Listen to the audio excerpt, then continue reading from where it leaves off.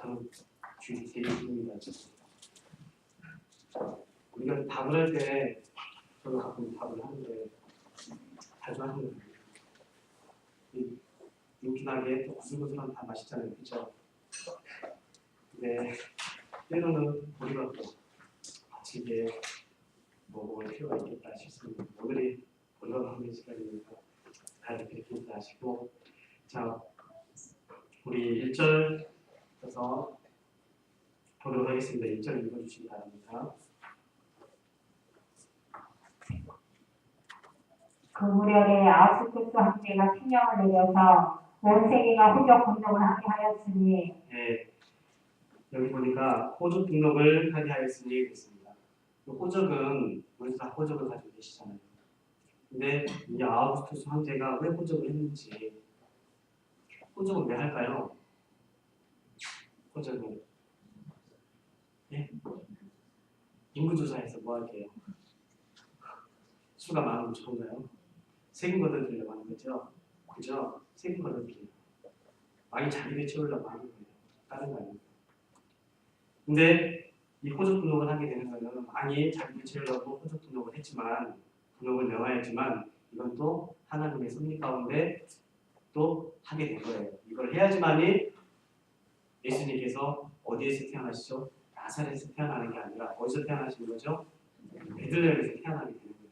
왜 그러냐면 호적이라는 것은 자기가 자기 고향으로 가서 거기 가서 해야 되는 거예요. 내가 어느 집하고 무슨 족속이고 우리 집은 어디입니다 라고 얘기를 해줘야 되는 거예요. 그래서 이제 호적 등록을 하러 갑니다. 2절 한번 보겠습니다. 이 첫 번째 호적 등록은 구레누가 시리아의 총독이었을 때 실시한 것이다. 예, 호적 등록이 여기 첫 번째 호적 등록이라고 되어 있는데, 이 구레노가 두 번을 실시했다고 해요. 그래서 지금 첫 번째로 나중에 또 호적 등록을 또 실시한다고 합니다. 3절 보겠습니다. 모든 이들이 호적 등록을 하기 위하여 각각 자기 고향으로 갔으며, 예, 여기 보면 요셉이 마리아와 함께 호적 등록을 하러 가야 되는데 자기 고향이 어디라고요? 베들레헴입니다. 거기까지 가야 되는데 요셉은 누구의 자손이죠? 다윗 자손이에요. 다윗이 어디에서 태어날게요? 우리 사무엘상 16장에 보면, 오늘 오전에도 말씀드렸는데 16장에 보면 이새가 어디에 살았느냐? 베들레헴에 살았어요. 그래서 다윗도 마찬가지 베들레헴 사람이에요. 다윗의 가문에 속한 자손이기 때문에 요셉이, 그래서 베들레헴으로 가야 되는 거예요. 그런데 가는 것이 다른 사람들 같으면 호적 등록하러 가는데 그렇게 뭐 어렵지 않았을 것 같아요. 뭐 재미있게 구경하면서 가도 되는데, 근데 요셉은 지금 그런 처지가 아니거든요. 자기 아내가 지금 배가 불러서 곧 출산을 하게 돼 있어요. 요즘 같으면 뭐 산부인과 가서 대충 예정일이 나와서 언제 나옵니다 라고 얘기를 하니까 그때 좀 조심하고 하겠지만, 예전에는 좀 그런 게 조금 덜 했을 거예요. 언제 그냥 옛날 사람들 그랬대요. 하늘이 노래지면 애가 나온다고. 그런 얘기 들은 적이 있습니다. 처음 들으셨나요? 저는 들었어요. 어떤 사람이 얘기해 주시더라고요. 너무너무 힘들어. 애가 언제 나오냐 할머니한테 물어봤대요. 할머니가 하늘이 노래지면 그때 나온다. 근데 힘이 들더래요. 근데 하늘이 노래지진 않더래요. 근데 애기가 나왔는지도 몰랐고, 애가 나왔는데 나올지도 몰랐다는 거예요. 애가 막 흥청흥청하는데 혼자서 애를 낳았대요. 그런 것도 있고요. 우리 친구는 바다에서 낳은 친구도 있어요. 엄마가 개발하러 바다에 나갔다가 얘가 나온 거예요. 길동이는 우리 길동이라고 하잖아요. 길 가다가 나오는 길동이죠. 오늘날 차도리도 조금 등장하죠. 택시 안에도 나오고. 근데 요셉이 이런 산달이 다가오는 아내를 데리고 길을 떠나는 게 쉽지 않았을 거예요. 굉장히 쉽지 않았을 거예요. 근데 호적하러 갑니다. 자, 4절 한번 보겠습니다. 요셉도 다윗 가문의 자손에 속한 자였으므로 갈릴리의 나사렛 동네에서 베들레헴이라 불리는 유대의 다윗의 동네로 올라갔다. 예, 그렇게 해서 가족을 데리고 거기까지 갑니다. 그런데 이 호적 등록은 아까 처음에도 말씀드렸다시피 여기 호적은 아우구스투스 황제가 호주 분업을 한 것은 욕심 때문에 여러 가지 이유가 있어서 그랬겠지만 하나님은 이거를 이용해서 하나님의 말씀을 예언을 성취하도록 됩니다. 우리 그게 예언의 성경인데 미가서 5장 1절 한번 보겠습니다. 미가서 5장 2절.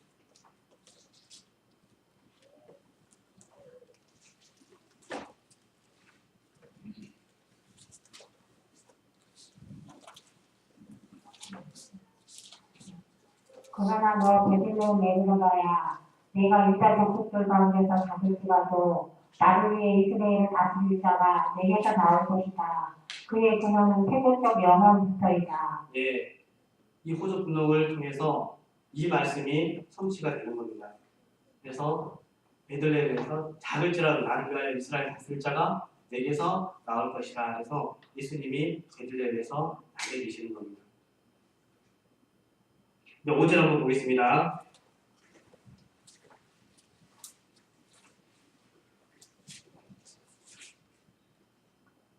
그가 자기와 결혼한 마리아와 함께 후속 등록을 하러 갔는데 그때 그 여자는 임신 중이었다. 6절. 그들이 거기에 머물러 있는 동안에 그 여자가 해산할 날이 차서 예. 근데 아마 그랬던 것 같아요. 갔는데 사람이 많으니까 기다려야 될 수도 있었겠다라는 생각이 들어요. 가자마자 바로바로 하면 얼마나 좋겠어요. 우리나라 같으면 우리나라는 IT가 발달한 국가라 금방금방 하죠. 웬만한 것들은 컴퓨터로 다 할 수 있어요. 동사무소 안 가도 다 할 수 있는 시대가 있어요. 근데 몰라서 불편하게 사는 사람도 많고 아는 사람도 되게 편하게 할 수 있어요. 근데 그게 좋은 것만은 아닌 것 같아요. 좋은 것만은 절대 아닌 것 같아요. 가만히 앉아서 전 국민이 뭐 하는지 읽어서 다 들여다볼 수 있어요. 해킹 다 가능한 거 아시죠? 다 가능해요. 얼마든지. 그 사람 이름만 알아도 전화번호 하나만 알아도 그 사람이 보는 화면 그대로 똑같이 멀리서 다 볼 수 있어요. 정말이에요. 다 볼 수 있어요. 그 사람이 실시간으로 어디를 갔다가 어디를 가는지 그것도 다 할 수 있어요. 그 어려운 거예요. 굉장히 쉬워요. 모든 정보가 다 낱낱이 다 모든 사람이 공개가 돼요. 근데 오늘은 뭐 TV 같은 데 보면 뭐 몰랐다 하는데 다 알고 있는 거죠. 국민들만 그런가 보다 하고 있는데 그렇잖아요. 실제로 그렇습니다. 제가 IT 하는 사람이라 당당하게 말할 수 있어요. 정말 다 들어요. 하나도 빠짐없이. 근데 여기는 지금 갔는데도 마찬가지로 거기에 머물러 있는 동안에 시간이 아마 많은 사람들이 있다 보니까 여러 가지가 발달하지 않아서 많이 기다리고 그랬는 거예요. 그런데 그때 이제 날이 차서 애가 나오는 거예요. 7절 한번 보겠습니다. 첫 아들을 낳아 그를 포대기에 싸서 부유에 누렸는데 여간에는 그들이 들어갈 곳이 없었기 때문이다. 네, 아들을 낳았는데 어디서 낳냐면 마구간에서 낳았어요. 사람이 짐승이 먹고 자고 배설하고 하는 곳에서 사람이 거기서 태어나는 거예요. 그 마구간이 어느 정도 예전에 마구간이 깔끔하게 청소가 됐었는지 실제로 더러웠는지 그건 모르겠지만 사람이 거기서 나타나는 거는 이건 해외 특기감이죠. 그렇죠? 아니 가지 길바닥에 났다 그러면 그렇겠다 하지만 짐승이 먹고 자고 배설하는 곳에서 사람이 태어나는 거예요. 그래서 또 사람은 또 낳았으니까 또 거기에 또 싸서 또 누워야 돼요. 그것도 어디다가요? 말이 먹는 가통에다가 거기다가 사람을 이어놓고 이렇게 있는 거예요. 어떻게 보면은 우리를 위해서 이 땅에 오신 예수님께서 그러한 곳에 누워져 있다라고 생각하면은 어떤가요? 마음의 심정이 좋지만 않겠지요. 절대로 내 죄를 대신 지실 분이 그렇게 태어났다라고 생각하면 가슴이 미어질 거예요. 그렇죠? 그럴 것 같아요.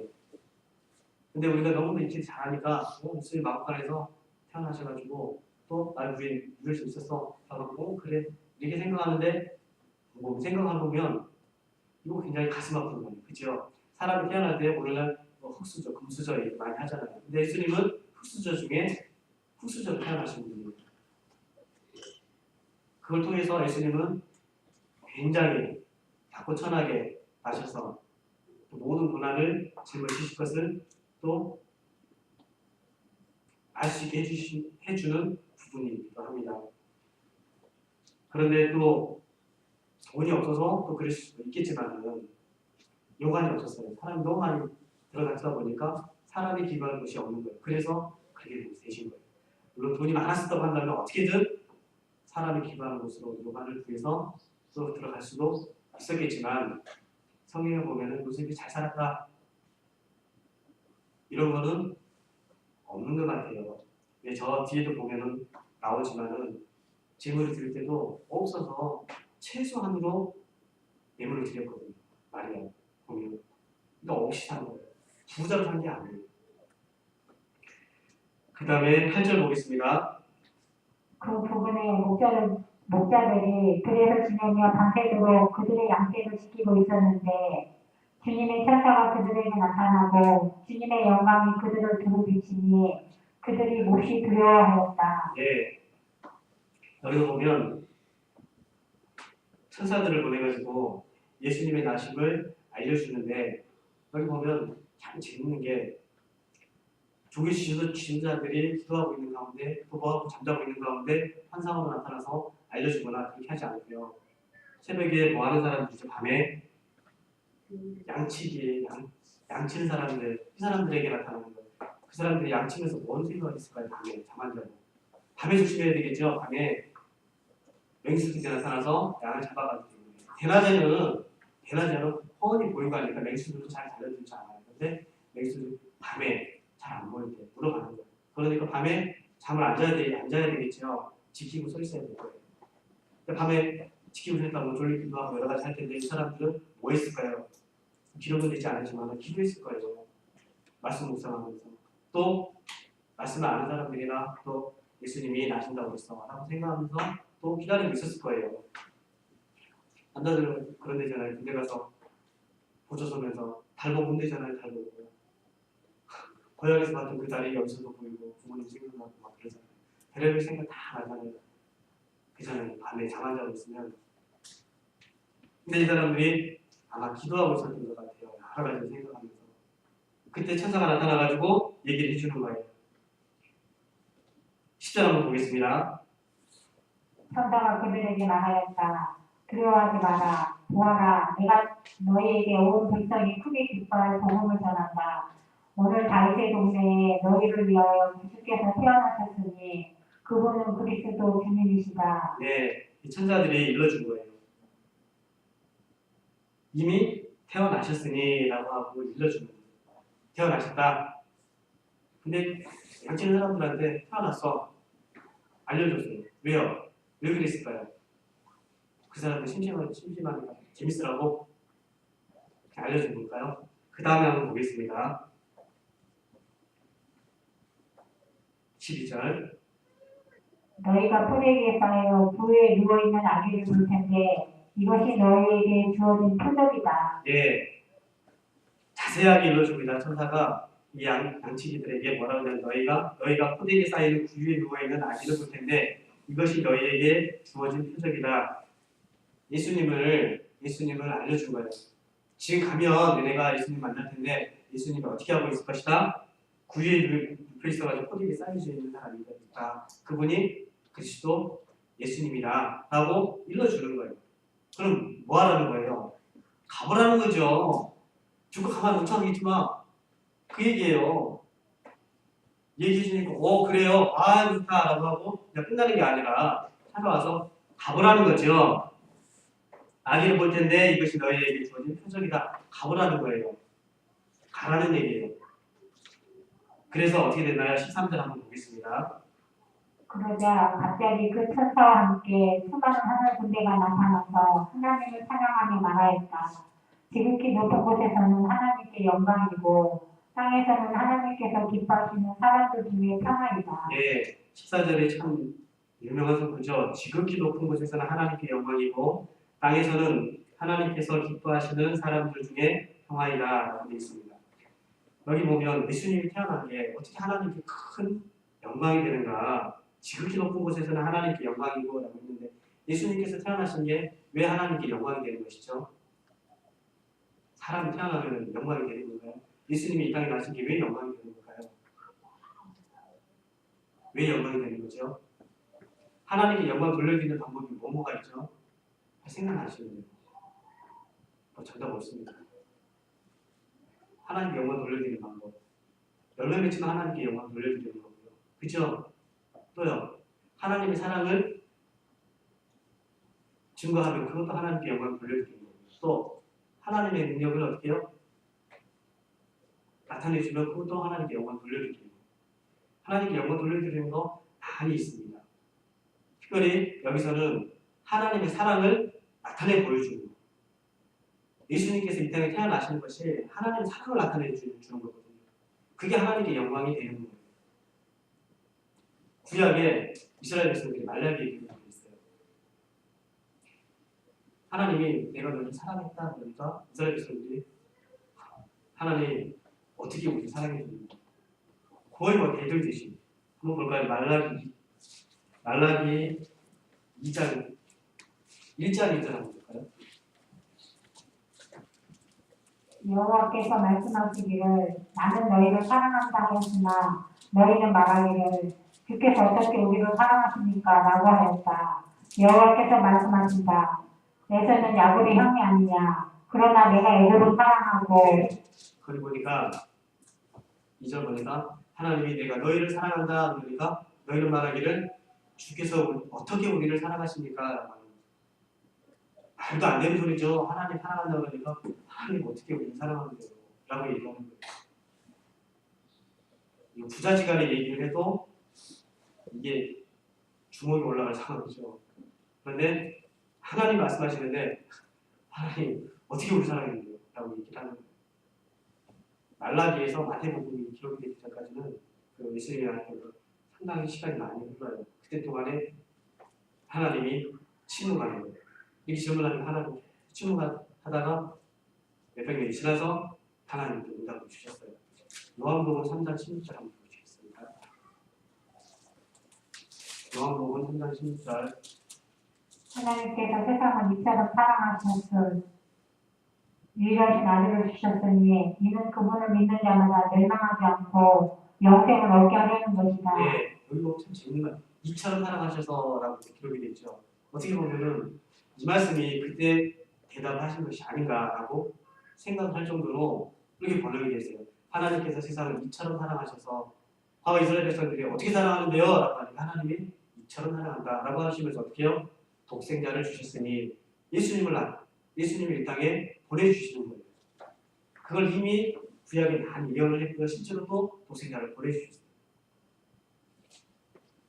하나님의 사랑을 나타내는 것이 하나님의 영광을 돌려드리는 거예요. 하나님의 영광을. 예수님이 이 땅에 태어나시는 것이 하나님의 사랑을 나타내 보여주는 거예요. 예수님이 뭐 때문에 이 땅에 태어나시는 걸 다 아시잖아요. 그 예수님을 이 땅에 보내주신 것이 하나님의 사랑을 나타내 보여주는 거기 때문에 하나님께는 영광이 되는 거예요. 사랑하는 것이 하나님께 영광이 되는 거예요. 우리도 나 아닌 다른 사람을 사랑할 때 누가 영광스럽게 되는 거예요? 내가 영광스럽게 되는 거예요. 내가 다른 사람을 사랑하면 내가 영광스럽게 되는 거예요. 하나님이 우리를 사랑해서 예수님을 보내주셔서 하나님이 영광스럽게 되는 거예요. 원리가 비슷하잖아요. 우리가 사람을 사랑하고 다른 사람을 사랑했을 때 우리가 영광스럽게 되는 거예요.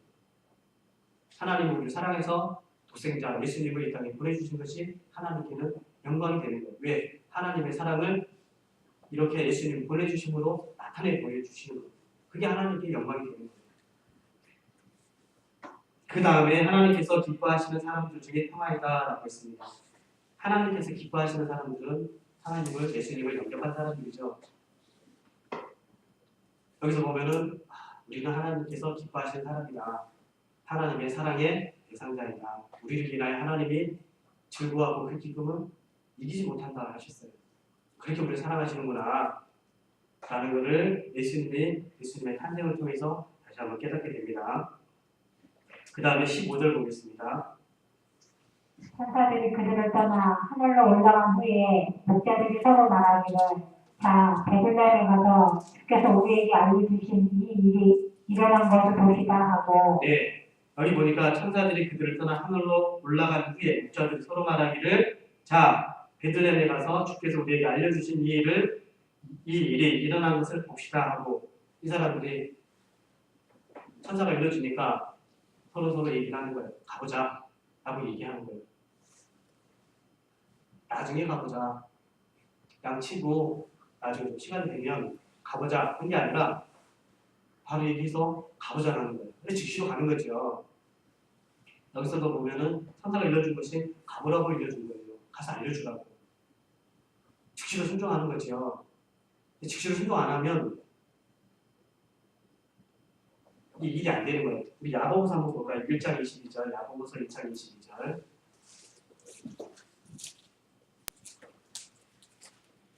너희는 말씀을 행하는 자들이고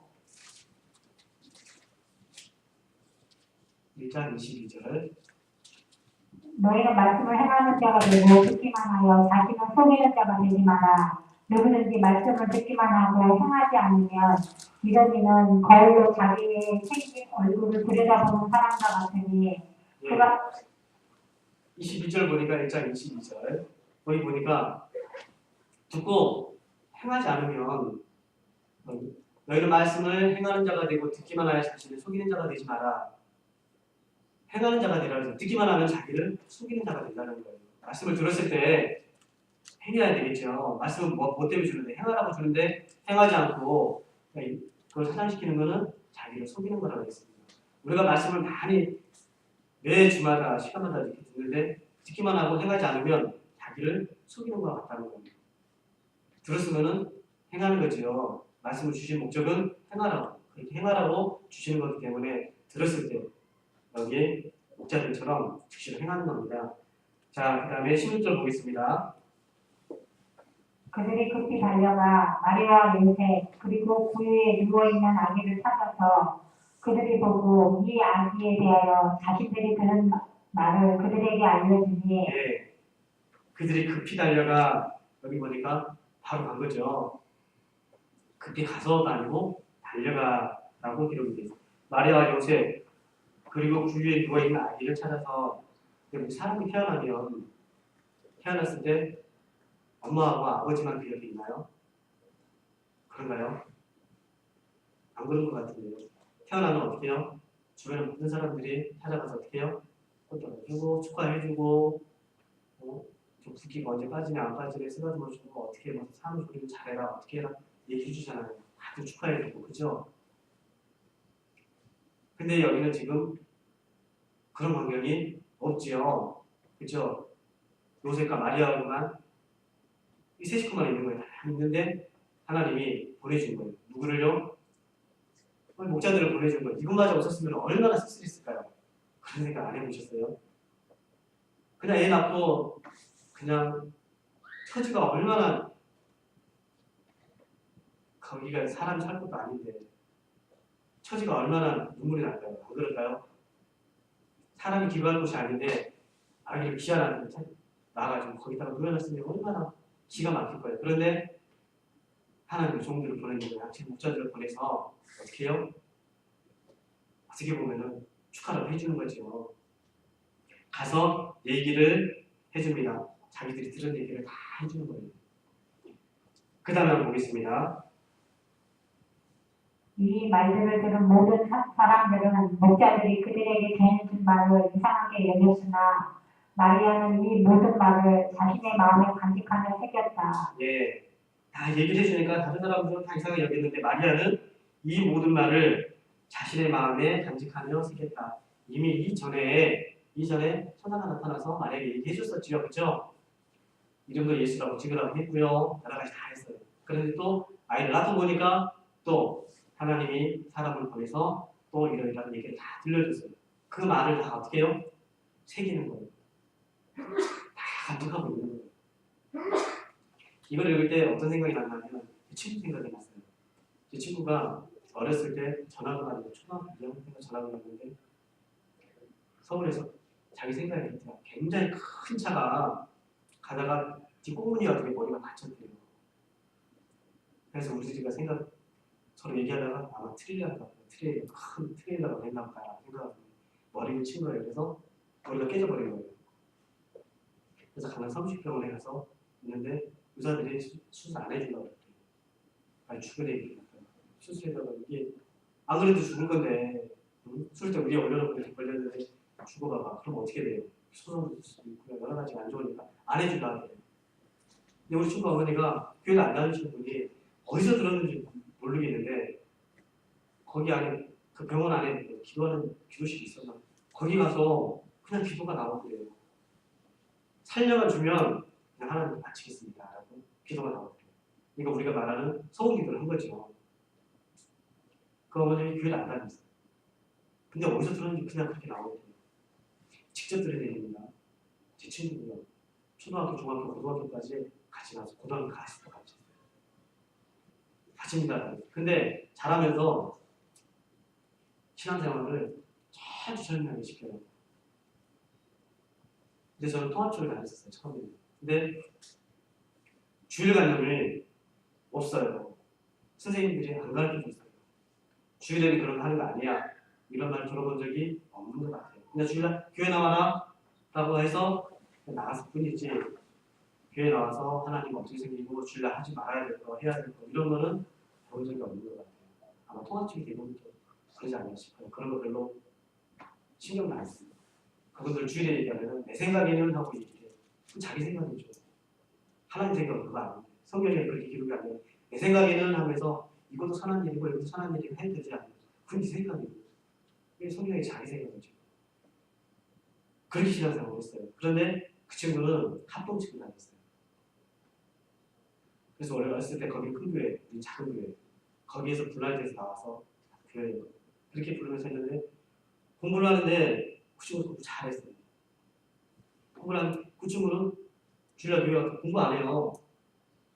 우리는 매일 놀다가 가르치기 하니까 주일날 공부해요. 공부 안 해요. 야, 너 공부 다 안 되면 어디 공부하려고 그래요? 새벽에 일어나서 공부한다는 거 주일날 새벽에 일어나서 야, 그때 공부가 되냐 잠이 오는데 해요. 엄마가 깨워주니까 그때 일어나서 공부해요. 잘했어요. 그거 보고 나서 아, 나도 교회 다니는데 야, 우리 주일날 공부하지 마자. 그래서 몇몇 사람이 주일날 공부 안 했어요. 근데 그때 주일날 공부 안 하고 새벽에 공부하신 분들이 전교 수능권에 다 든 애들은 전부 교회 다니는 애들이었고 주일날 공부 안 하는 애들이었어요. 그렇게 해서 고등학교를 같이 들어갔어요. 같이 들어가서 같이 하숙을 했어요.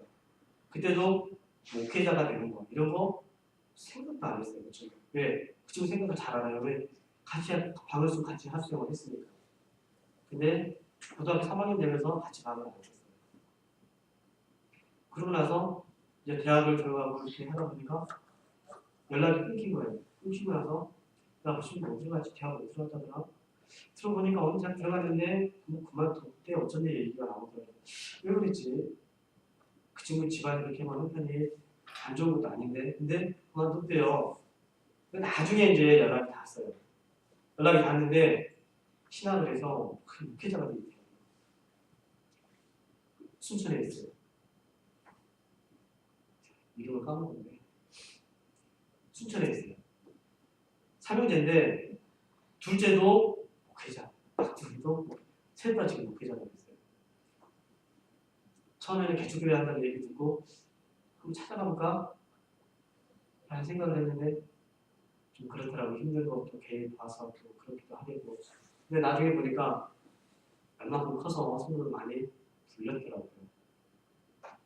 근데 또 한번 선생님들한테 얘기를 안 했는데 여기 한석관광이 여름에 가끔 가죠. 물놀이 하러. 거기 보니까 봤더니 친구가 있는 거예요. 성도들이 꽤 많이 왔더라고요. 성도들이 있어서 또 모여서 못 가보겠더라고요. 그래서 거기서 보기만 했어요. 살이 엄청 많이 쪘더라고요.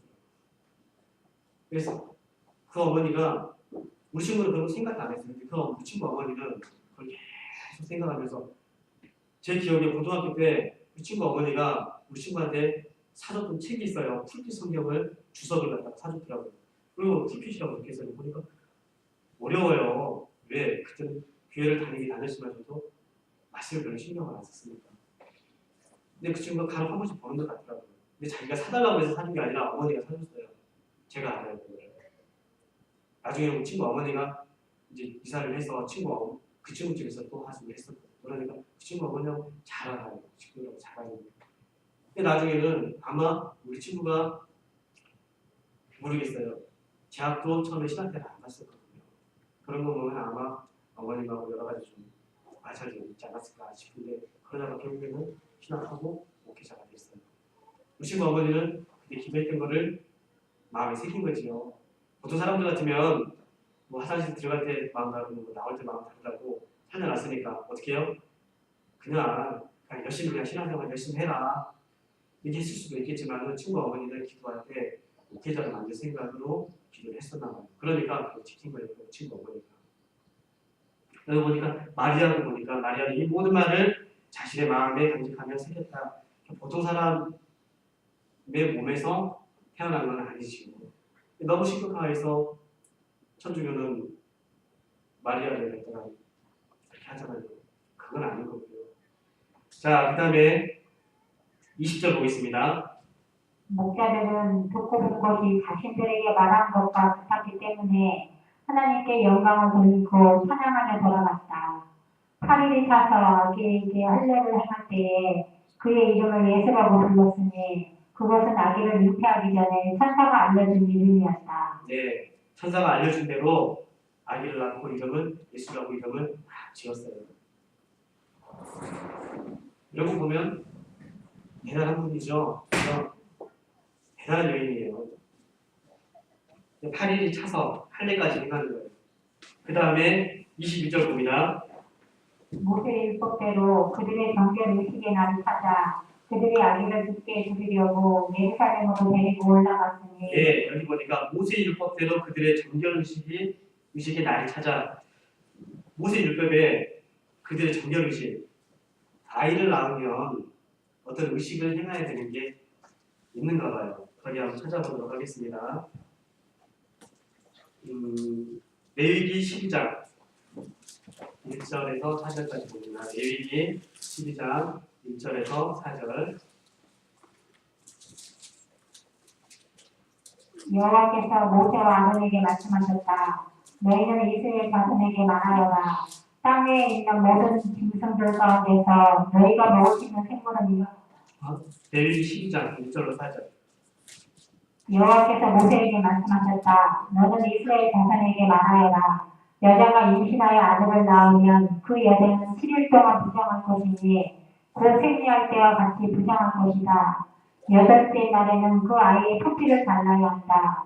그 여자는 33일 동안 피를 정하게 해야 할 것이니 그 정결의 날들이 차기까지는 어떤 성물도 만지지 말 것이며 성소에 들어가서도 안 된다. 예, 여기 보니까 모세 율법에 정결해야 하는 의식이 있는데 여기 보니까 아이를 낳고 나면 이러한 이 기간 동안에 하지 말아야 될 것들이 있나 봐요. 그래서 이렇게 기록을 해놨습니다. 그래서 여기 보니까 그 정결의 날들이 차기까지는 어떤 선물도 만지지 말 것이며 성소에 들어가서도 안 된다라고 기록이 되어 있어요. 그래서 보니까 22절에 보니까 모세 율법대로 그들의 정결 의식이 날이 찾아 그 날짜가 다 지나간 거예요. 그리고 나자 그들이 아기를 죽게 드리려고 예루살렘으로 데리고 올라갔으니 그랬어요. 여기 보니까 아기를 죽게 드리려고 그랬어요. 하나님께 아이를 바치는 거죠. 여기에 대한 성경이 또 있습니다. 출애굽기 13장 2절부터 보겠습니다.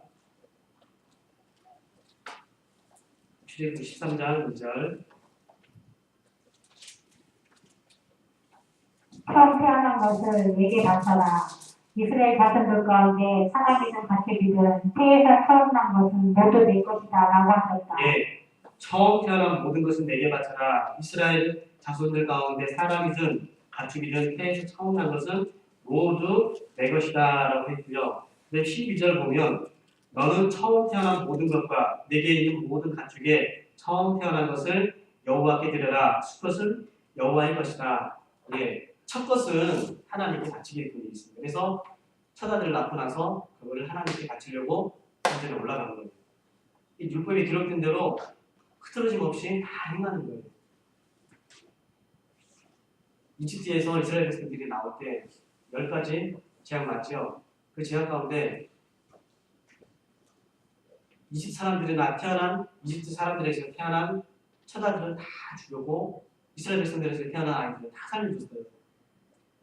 첫 것은 하나님의 거예요. 그래서 여기 보니까 마리아가 예수님을 하나님께 바쳐드리고 예루살렘에 데리고 올라갔습니다. 23절에 보니까 이는 주님의 율법에 어머니의 태에서 처음 난 모든 남자는 주께 거룩한 자라고 불릴 것이다 라고 기록된 대로 따른 것이었으며 율법을 다 따르는 거예요. 예수님이 제물이 되려고 이 땅에 오신 거잖아요. 흠 없는 제물이 돼야 되겠죠. 흠 있는 제물이 되면 안 되는 거예요. 그래서 흠없이 율법을 다 지키는 거예요. 하나도 빠짐없이. 예수님은 신과 율법 다 지키셨어요. 그래야지 온전한 제물이 되는 거죠. 그래야지 우리가 제사함을 받을 수 있는 거예요. 근데 우리 24절 한번 볼까요? 또한 주님의 율법에 삭비둘기 한 쌍이나 어린 집비둘기 두 마리를 드려라 말씀하신 대로 희생제물을 드리려는 것이었다. 또 같이 가면서 예물을 가지고 갑니다. 예물을 가지고 가는데 남들같이 뭔가가 없어요. 없다 보니까 산비둘기 한 쌍, 어린 집비둘기 두 마리를 드려라. 우리 저기 한번 찾아보. 레위기 12장 8절 한번 보겠습니다. 레위기 12장 8절.